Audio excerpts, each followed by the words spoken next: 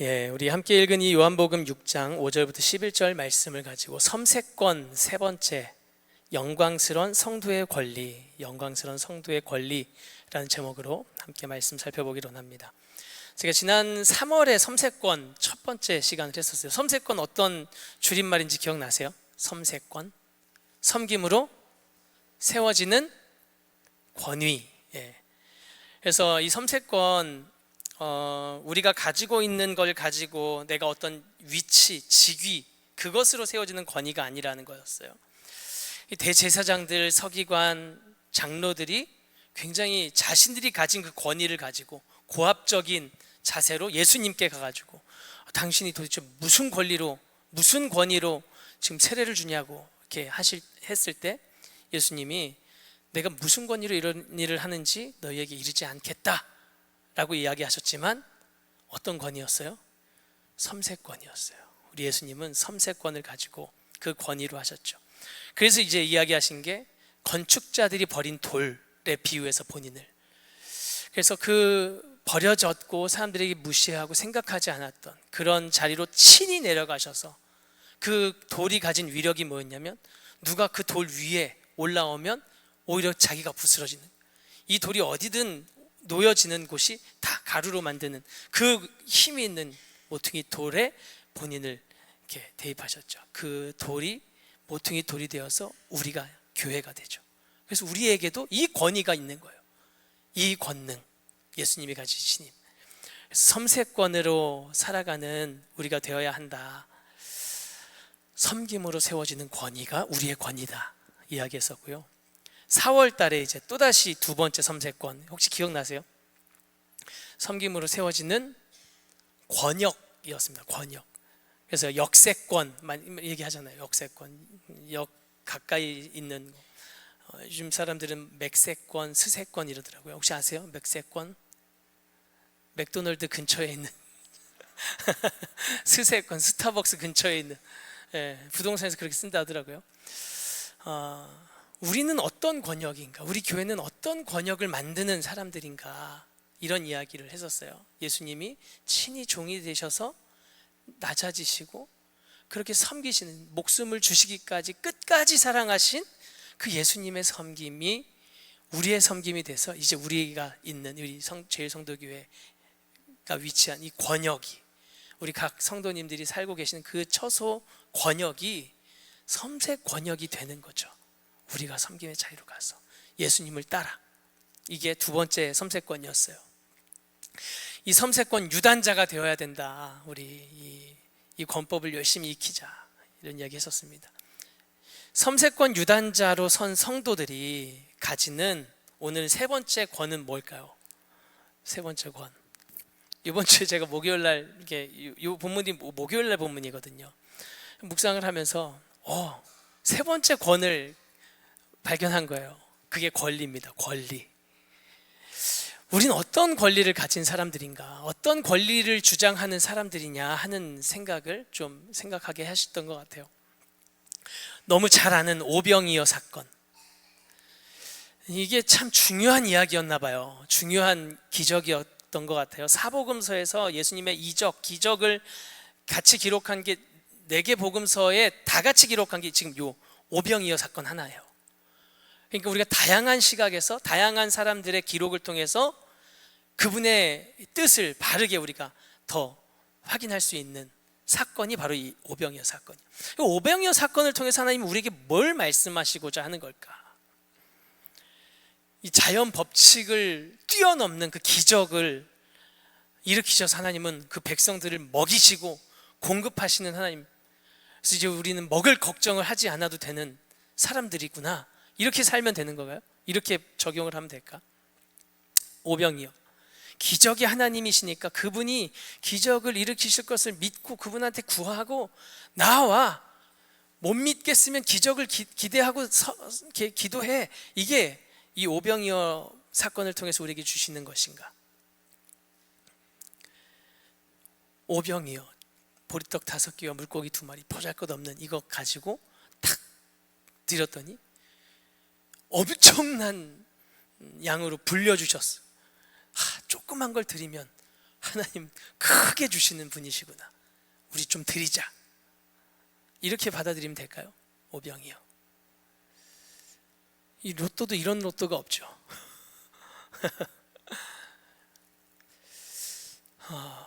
우리가 믿지 않는 사람들한테 전도할 때 이제 우리의 전도를 거절하는 사람들의 답변 중에 내가 가지고 있는 이 문제, 이거 해결해 주면 내가 믿겠다 하는 사람들이 많이 있죠. 한번 기적을 보여줘 봐라, 내 이 문제를 좀 해결해 봐라. 조금 더 나아가면 교회 안에도, 우리 안에, 우리도, 저도 막연히 이렇게 구하는 경우가 많아요. 하나님, 기적이 하나님 아니십니까? 나에게도 놀라운 기적을 좀 보여주세요. 내가 지금 하는 이 사업, 이번 사업 요거 해결돼야 됩니다. 하나님, 기적을 좀 일으켜 주세요.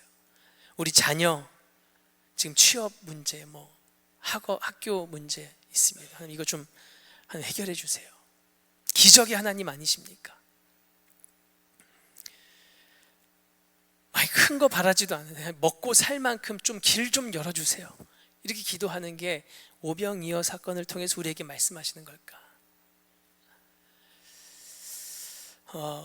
오늘 본문에 이런 인식을 가지고 예수님께 나온 사람들의 이야기가 있어요. 2절을 한번 보세요. 2절, 오늘 본문 나오죠, 화면에.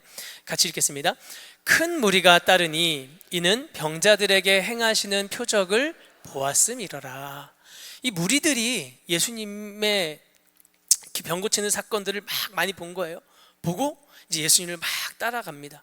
그리고 나서 예수님의 오늘 이제 오병이어 사건을 보여주신 건데, 물로 이전에 포도주도 만드시고 병든 사람을 막 고쳐주세요. 이런 일들을 보고 오늘 이제 따라와서 5천 명을 먹이시는 이 기적의 현장을 경험하죠. 역시 예수님. 그러면서 환호합니다. 예수님을 왕으로 막 추대요. 14절 15절 같이 한번 읽겠습니다. 그 사람들이 예수께서 행하신 이 표적을 보고 말하되 이는 참으로 세상에 오실 그 선지자라 하더라. 그러므로 예수께서 그들이 와서 자기를 억지로 붙들어 임금으로 삼으려는 줄 아시고 다시 혼자 산으로 떠나가시니라. 아멘. 이 무리가 지금 예수님의 그 기적을 보고 기적의 하나님이시구나, 환호해요. 이분을 왕으로 막 추대하려고 하니까 사실 이 사람들의 속내가 어떤 상태인지, 뭐에 더 주목하고 있는지를 예수님은 아신 거죠. 그래서 그 자리를 피하셔서 나중에 26절에 이야기하세요. 정확하게 그 사람들의 속내를 얘기하세요. 읽겠습니다. 예수께서 대답하여 이르시되 내가 진실로 진실로 너희에게 이르노니 너희가 나를 찾는 것은 표적을 본 까닭이 아니요 떡을 먹고 배부른 까닭이로다. 아멘. 이 사람들이 지금 초점이 예수님께 있지 않다는 거죠. 예수님을 초대하고 왕으로 세우려고는 하지만 사실 그들의 마음속의 속내는 그분이 주신 그 떡, 자신들의 몸에 있는 질병의 문제, 이 문제 해결에 모든 마음이 다 쏟아져 있는 거죠. 이걸 주실 수 있는 분이구나. 그러니까 예수님이 지금 이 사람들에 대해서 이렇게 정확하게 짚어주시고 그 자리를 떠나시는 것을 보면 오늘 오병이어 사건을 통해서 예수님이 말씀하시고자 하는 목적이 여기 있는 게 아니라는 걸 알 수 있죠. 여러분 보세요. 결혼을 앞두고 우리가 연애할 때요, 다 연애 시절이 있으시잖아요. 생각만 해도 기분 좋고 웃음이 나는. 연애 시절에 어쨌든 이제 결혼을 해서 이 여인을 내 아내로 해야 되니까 뭘 못 해주겠어요. 별이라도 따라주려면 많이 이벤트도 하고 선물도 주고 그렇잖아요. 그리고 결혼한 후에 이제 아내와 가정을 위해서 이 남편이 이제 그 다음부터는 아무 수고를 하지 않는 게 아니죠. 아내와 이 가정을 위해서 열심히 헌신하고 또 수고하고, 그렇게 이제는 하나가 되어서 함께 하나님의 뜻과 원하시는 삶을 살아가게 되는데, 이게 계속 이 아내가, 제 아내가 그렇다는 게 아니에요, 절대. 이 아내가 계속 그 선물에 대한, 이벤트에 대한 것만 주목하고 거기에만 초점이 맞춰져 있으면, 그걸 안 해주는 것으로 서운해하고 사랑이 식었다고 불평하고 있으면 그 가정에 문제가 생기는 거죠.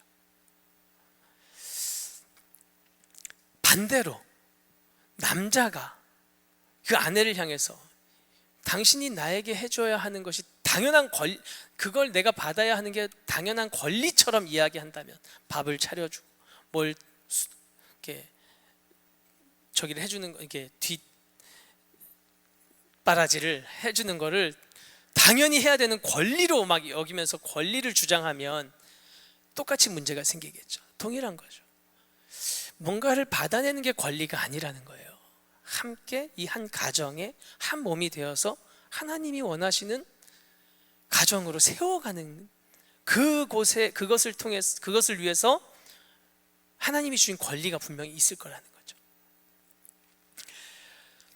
하나님의 백성의 권리가 마치 하나님이 뭔가를 나에게 해주셔야 하는 것으로 이해하고 살아가는 경우가 종종 있더라는 거예요.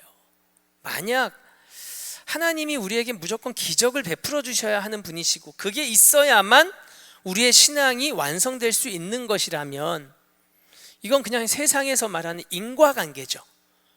하나님이 나에게 기적을 베풀어 주셨으니까 내가 믿는 거예요.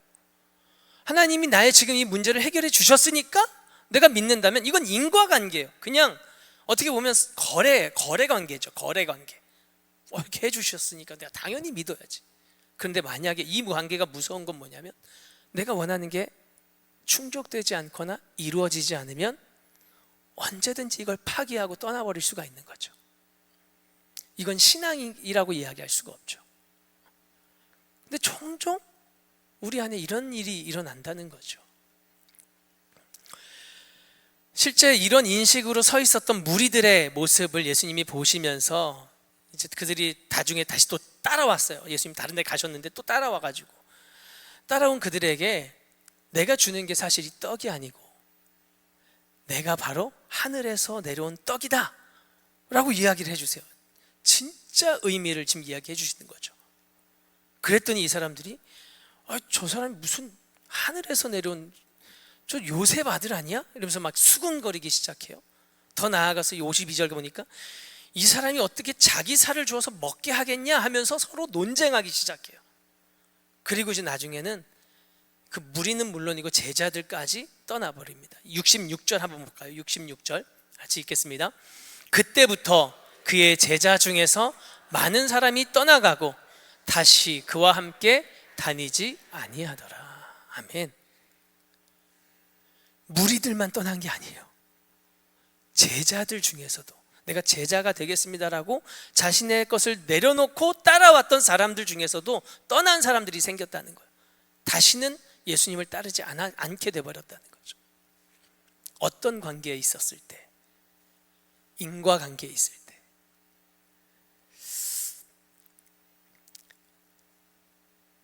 우리가 하나님을 따르고 진심으로 하나님을 바라본다고 생각하지만 실제로 내가 원하고 내가 바라고 내가 이해할 수 있는 그 차원을 계속해서 고집하고 여기에서 벗어나지 않으면 우리는 언제든지 이 차원에서 더 다른 차원의 것을 얘기하시는 그 주님을 언제든지 떠날 수 있는 사람들이 돼버리는 거죠.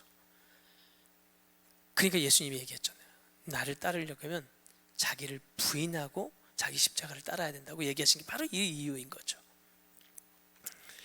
우리가 얼마나 형편없는 죄인인지를 우리 기억해야 돼요. 우리가 열망하고 내가 열광하는 것, 하나님의 뜻과 일치하지 않을 때 언제든지 떠나버릴 수 있는 그런 왜곡된 권리 주장을 우리 빨리 인식해야 돼요. 내가 하나님께 그런 것이 내 권리인 마냥 서 있었다면 빨리 내려놔야 하는 거죠. 실제로 저희 교회는 없는데, 저희 교회는 안 계신데 교회를 한 몇 번씩 옮겨 다녔던 어떤 몇 분들을 제가 지난 교회들에서 만났어요. 그분들을 보면요 굉장히 소비자 의식을 가지고 계세요. 소비자 의식. 교회가 나에게 뭔가를 해줘야 하고 나에게 이것들을 공급해주지 않아서 내가 불만이 생겼고 그냥 떠나서 또 제가 있었던 그 교회로 온 거죠. 그리고 조금 있다가 저희 교회, 그때 그 교회에 있었던 어떤 문제를 막 이야기하면서 떠나셨어요. 하나님이 우리에게 바라시는 성도의 권리가 과연 그런 것인가? 그렇지 않다는 거죠. 그렇다고 해서 하나님이 공급해 주시는 분이 아닌가? 그렇지 않죠. 하나님 공급해 주시는 분이세요. 세상 누구도 흉내낼 수 없는 전능한 공급자시죠. 출애굽 시절에도 하나님 만나와 메추라기로 40년 광야 기간 동안 계속 공급해 주셔서 그 하나님만이 우리의 유일한 공급자 되시는 사실을 보여주셨어요. 그분과 동행하면서 그분이 주신 이 참 자유를 가지고 그 권능과 지혜를 찬양하는 백성으로 세워주셨죠. 더 나아가서 그 약속하신 땅에 가서 우상 숭배와 죄의 권세를 끊어내는 그 하나님의 역사를 실현하는 주역들로 하나님이 세우시기 위해서 공급하신 거죠. 40년을 공급하시는 데는 이유가 있는 거죠. 목적이 있어요. 오늘 예수님도 마찬가지죠. 오병이어 사건을 통해서도 먼저 예수님이 우리를 죄에서 자유롭게 하시는 그 구원자, 영원한 생명을 누리게 하시는 하나님의 아들이심을 믿게 하시기 위한 기적이었던 거죠. 이 오병이어의 목적이 첫 번째는 전능하신 하나님의 아들이신 것을, 그 아들이 오셔서 우리에게 공급하시는 분으로 오셨다는 사실을 믿게 하기 위한 거예요. 영원한 생명, 영원한 자유함, 영원한 능력을 이분이 우리에게 주시기 위해서 오셨구나. 이게 첫 번째. 근데 여기서 멈추면 이것만 구하는 잘못된 권리가 또 생기잖아요. 그래서 오늘 본문에서 정확하게 이게 이야기를 해주고 있어요. 이 오병이어의 이유, 의도가 뭐였냐. 6절을 같이 한번 읽겠습니다. 6절 같이 읽겠습니다. 시작. 이렇게 말씀하심은 친히 어떻게 하실지를 아시고 빌립을 시험하고자 하심이라. 예수님이 우리가 떡을 어디서 사서 이 사람들을 먹이겠냐 이렇게 물어보신 다음에 빌립에게 이렇게 물어보신 거란 말이에요. 왜 이렇게 물어보셨냐? 빌립을 시험하고자. 우리말 번역본을 제가 보니까 한번 같이 읽어볼까요? 시작. 예수께서는 빌립이 어떻게 하나 보시려고 이렇게 질문하신 것일 뿐 사실 자기가 하실 일을 미리 알고 계셨습니다. 축사에서 말도 안 되는 기적으로 모두 먹이실 것을 이미 알고 계셨어요. 이 능력을 가지고 계셨죠. 공급자이시니까. 그런데 지금 목적은 뭐예요? 이 빌립 제자들이 어떤 믿음을 가지고 있는지를 시험하고 싶으신 거예요. 테스트해보고 싶다는 거예요. 테스트한다는 것은 막 무너뜨리는 게 아니죠. 지금 어느 정도인지 잘 보고 또다시 견고해질 수 있도록 성장을 위한 것을 우리는 테스트라, 시험이라 그러죠. 예수님은 이 제자들을 테스트하신 거예요. 그들의 믿음. 이들이 나를 구원자라고 이야기했고 구원자로 믿고 지금 따르고 있는데 진짜 그 믿음대로 나를 따르고 있는가를 시험해 보신 거죠. 이 테스트에 빌립과 제자들이 어떻게 반응했는가? 7절입니다. 7절 같이 한번 읽겠습니다. 빌립이 대답하되 각 사람으로 조금씩 받게 할지라도 200데나리온의 떡이 부족하리이다. 예수님의 기대와는 달리 이 빌립이 아직 계산적이죠. 굉장히 상식적인 반응으로 대답을 해요. 하나님, 이거 한 사람당 조금씩만 먹어도 한 20일 품삯 200데나리온 이거 가지고도 지금 먹기 부족합니다 고 이야기하는 거예요. 안드레가 이제 8절 9절에서 딱 나오죠. 안드레가 와가지고 이 보리떡 5개와 물고기 2마리를 가져와서 이 오병이어가 일어날 수 있는 이 실마리를 이렇게 딱 제공하기는 하지만 사실 이걸 가지고 기대한 바는 아니었어요. 우리 9절 한번 읽어볼까요? 9절 시작. 여기 한 아이가 있어 보리떡 5개와 물고기 2마리를 가지고 있나이다. 그러나 그것이 이 많은 사람에게 얼마나 되겠사옵나이까? 얼마나 되겠사옵니까? 물어보지만 사실 이 질문이 아니죠. 이거 가지고는 절대 먹을 수 없습니다 라는 거예요. 그러니까 제자들은 아직 이 테스트에 합격점을 받기는 좀 어려운 상황인 것 같아요. 그 시점이.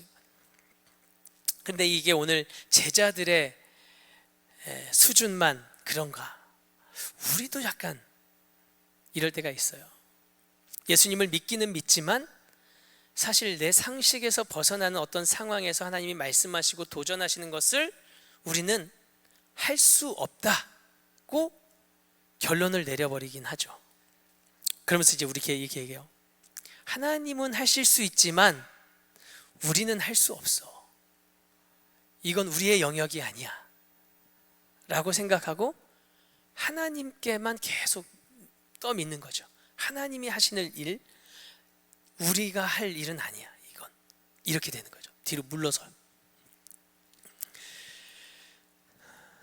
믿음을 성경이 뭐라고 얘기했죠, 여러분? 알고 계시나요? 암송구절. 믿음은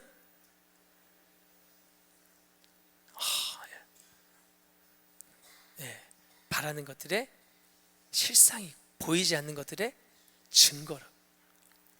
말은 또 우리 암송은 잘하고 있지만 그 믿음대로면 사실 하나님은 하실 수 있는 그 일을 우리를 통해서 하실 거라고 믿어야 되잖아요.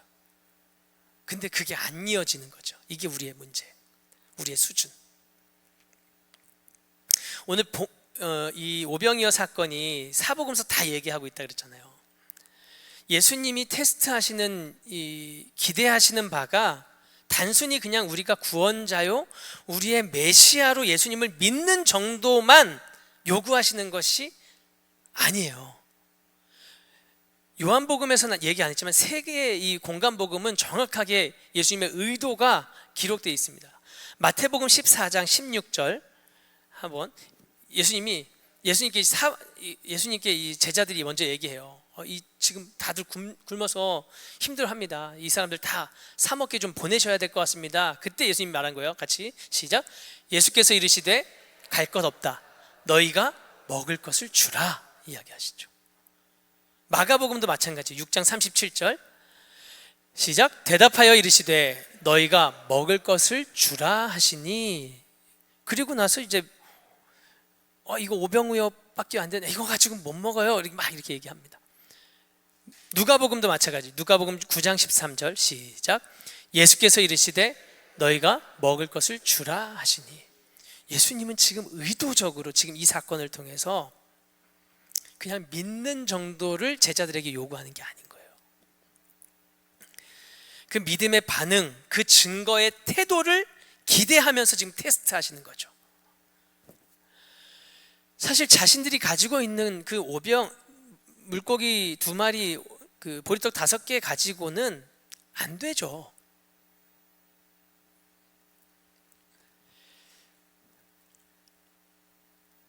그러나 지금 나와 함께 계신 그분이 어떤 분이신지를 계속 봤잖아요.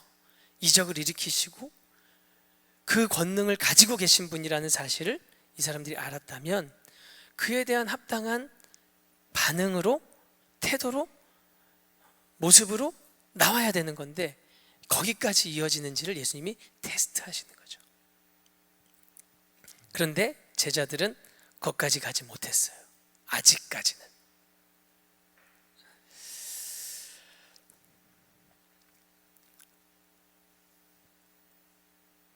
예수님은 제자들이 지금은 계속해서 양육해 가시는 과정에서 있지만 이 제자들이 결국에는 이 예수님으로부터, 하늘로부터 공급되는 이 사랑과 능력을 믿고 세상에 나누어 줄 자들로 세우실 거거든요.